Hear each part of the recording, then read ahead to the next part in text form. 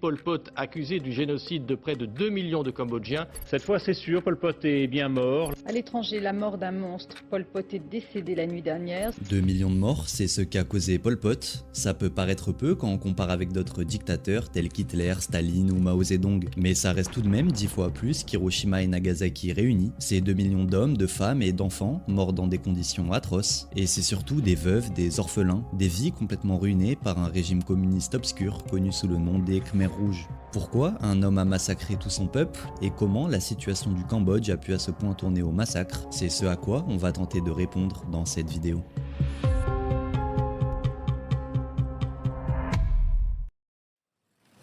Pour comprendre comment Pol Pot, Salo Tsar de son vrai nom, est devenu un dictateur sanguinaire, on pourrait se dire qu'il faudrait remonter à son enfance, sauf qu'en fait, pas vraiment. Quand on s'y penche, rien ne nous amène directement à penser qu'il aurait une telle destinée. C'était un enfant simple, né d'une famille issue de la classe moyenne cambodgienne, rien de plus classique. Ce n'était pas un super élève à l'école et aucune source fiable ne le relie d'ailleurs à une quelconque idéologie politique qu'il revendiquerait durant son adolescence. Mais alors comment tout a basculé ? Arrivé à l'âge de 24 ans, il reçoit une bourse pour étudier l'électronique en France, et c'est là que ça devient intéressant. Il ira à Paris dans l'école française de radioélectricité, connue plus tard sous le nom d'EFRE Paris. Mais c'est pas vraiment ses études qui vont le passionner. Via ses différentes fréquentations, il découvrira le communisme radical. À Paris, Salo Tsar ne passe pas ses journées à étudier l'électronique. Il rate d'ailleurs ses examens et perd sa bourse. Mais il trouve là-bas une toute autre vocation. Il intègre le cercle marxiste des étudiants khmers. C'est là, dans les cafés parisiens, qu'il commence à être fasciné par le stalinisme et par une vision ultra radicale du communisme. En 1953, il a 27 ans et rentre au Cambodge avec une idée simple, renverser la monarchie présente et réécrire l'avenir de son pays. Pendant plusieurs années, il mène une double vie. Le jour, c'est un professeur d'histoire géo apprécié de tous, et la nuit, il grimpe les échelons du PRPK, le parti communiste clandestin. Et c'est d'ailleurs à ce moment-là qu'il change de nom. Salo Tsar devient Pol Pot, un nom de guerre qui signifie Political Potential, ou potentiel politique en français. Petit à petit, le PRPK gagne une influence colossale, jusqu'au point de prendre le contrôle total du pays en seulement 5 ans. C'est la naissance des Khmers rouges, une appellation que le roi du Cambodge utilise avec mépris pour les décrire. Mais comment ont-ils fait pour gagner autant de pouvoir en si peu de temps? La réponse est bien plus complexe que ce que vous imaginez. Pour vous remettre dans le contexte, nous sommes en pleine guerre du Vietnam. Les États-Unis bombardent massivement le Cambodge pour détruire les bases vietnamiennes qui s'y cachent. Des centaines de milliers de paysans cambodgiens perdent tout, le gouvernement en place s'effondre après un coup d'état, et pour Pol Pot, ça, c'est une occasion en or. Il se présente comme le sauveur du peuple face à l'impérialisme américain. Le 17 avril 1975, les Khmers rouges entrent dans la capitale. La population entière les acclame pensant que la paix est enfin gagnée. Sauf qu'ils ne savent pas encore qu'en réalité, ils viennent de laisser rentrer le loup dans la bergerie. Et puis, entre le combat communiste et l'horreur, il y a évidemment une différence. Tous les communistes ne sont pas tombés dans l'horreur.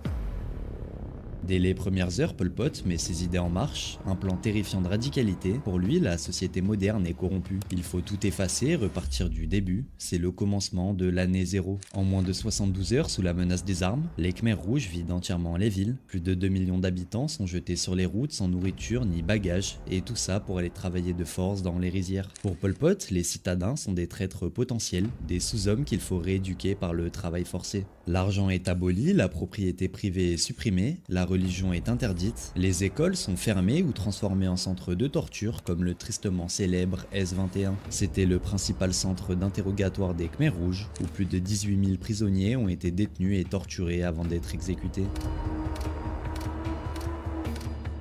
Mais la paranoïa de Pol Pot ne s'arrête pas là. Dans ce nouveau monde, tout le monde est suspect. Porter des lunettes, c'est le signe que vous êtes un intellectuel, donc un traître. Parler une langue étrangère, traître. Avoir les mains douces et non abîmées par le travail de paysan, traître. Et être un traître, ça signifie exécution.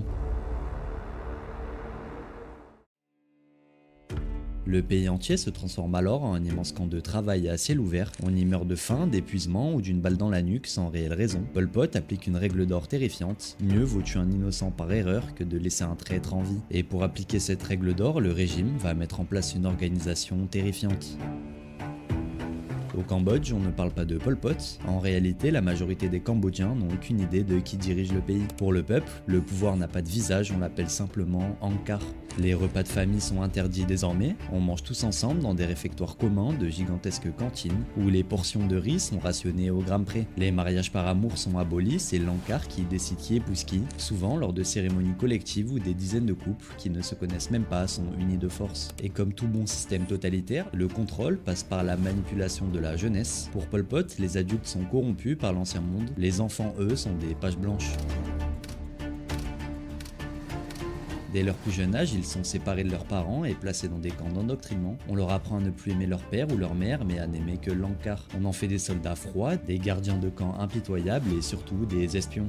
Les enfants sont encouragés à dénoncer leurs propres parents s'ils les entendent se plaindre de la faim ou chuchoter la nuit. Une simple dénonciation d'un enfant de 8 ans équivalent à une condamnation à mort pour toute sa famille. La faim devient une arme de soumission massive. Les journées de travail dans les rizières durent parfois plus de 15 heures sous un soleil de plomb, avec pour seule nourriture un bol de soupe de riz. Ceux qui n'ont plus la force de travailler, ceux qui tombent malades ou ceux qui osent poser une question sont emmenés à l'écart. Et c'est le début des Killing Fields.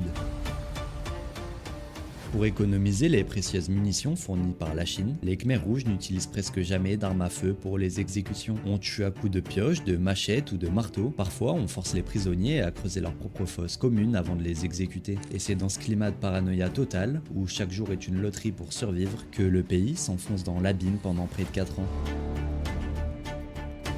Une folie destructrice qui va finir par se retourner contre le régime lui-même. La folie destructrice de Pol Pot ne connaissait plus aucune limite. Obsédé par l'idée que des espions et des agents vietnamiens cherchaient à renverser son régime, sa paranoïa finit par se tourner contre ses propres alliés. Et dans les rangs même des Khmers rouges, la méfiance s'installe.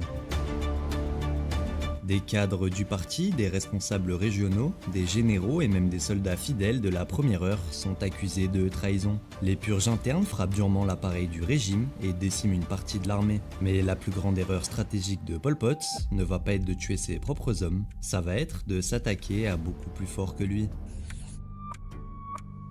Convaincu de pouvoir résister à son voisin et poussé par une haine historique envers les Vietnamiens, la direction Khmer Rouge ordonne des raids meurtriers de l'autre côté de la frontière. Des villages entiers sont attaqués, des milliers de civils vietnamiens sont massacrés, sauf que le Vietnam sort tout juste de plusieurs décennies de guerre, notamment contre les États-Unis. Il possède donc une armée nombreuse, expérimentée et bien mieux équipée que celle des Khmer Rouges, et il ne compte pas se laisser faire.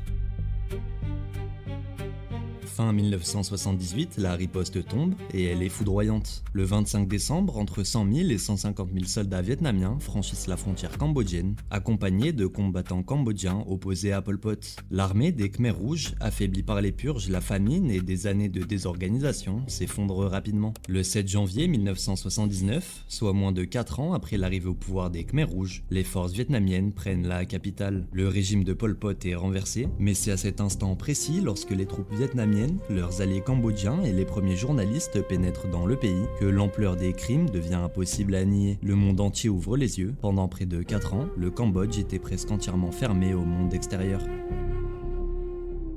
Des réfugiés avaient déjà raconté les exécutions, la famine, les évacuations forcées et le travail dans les campagnes. Certains journalistes et chercheurs avaient tenté d'alerter l'opinion internationale, mais personne ne pouvait encore mesurer avec certitude l'ampleur exacte du désastre.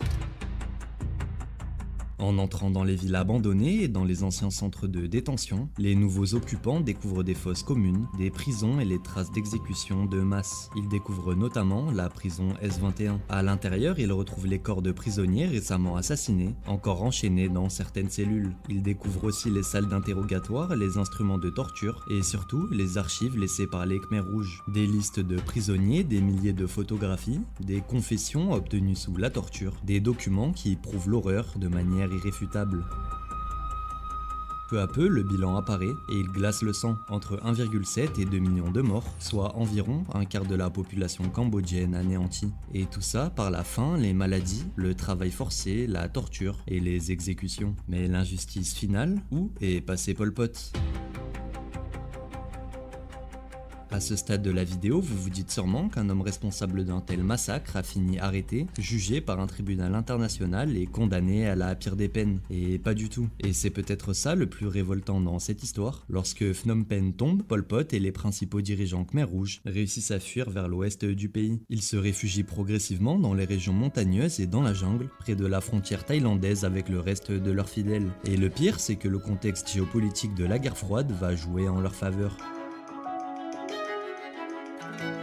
Le nouveau gouvernement cambodgien est soutenu par le Vietnam et par l'Union soviétique. La Chine, qui considère le Vietnam comme un ennemi, continue alors à fournir une aide importante aux Khmer Rouges. Les États-Unis et plusieurs pays occidentaux de leur côté refusent de reconnaître le gouvernement installé à Phnom Penh par les Vietnamiens. Ils soutiennent diplomatiquement une coalition de résistance dont les Khmer Rouges font partie, tout en affirmant aider principalement des composantes non communistes. Pendant des années, le siège du Cambodge aux Nations Unies reste ainsi occupé par une coalition comprenant les représentants du mouvement qui avait dirigé le pays sous Pol Pot. Les Khmer Rouges vont poursuivre leur guérilla depuis les régions frontalières pendant près de 20 ans. Pol Pot abandonne officiellement certaines de ses fonctions, mais il conserve une influence considérable sur le mouvement. Et le pire, c'est qu'il ne sera jamais jugé par la justice internationale. Ce n'est qu'en 1997, après une nouvelle crise interne, qu'il est arrêté et jugé par ses propres hommes. Mais on s'interroge beaucoup sur ce procès qui pourrait bien ressembler à une véritable manipulation politique. Marie-Sophie Tellier. Il est ensuite placé en résidence surveillée dans un camp Khmer Rouge. Il meurt finalement le 15 avril 1998 à l'âge de 72 ans. La cause officiellement annoncée est une crise cardiaque, mais les circonstances exactes de sa mort n'ont jamais été complètement éclaircies. Aujourd'hui, le Cambodge porte encore les cicatrices de cette année zéro. De très nombreuses familles cambodgiennes comptent encore un parent, un grand-parent, un frère ou une sœur disparus sous le régime des Khmer Rouges. Près de 2 millions de morts, ce n'est pas qu'un chiffre. Environ 25% de la population d'un pays entier, ce n'est pas qu'une statistique. C'est des vies qui ont toutes cessé d'exister, des familles brisées et des traumatismes qui ne disparaîtront jamais.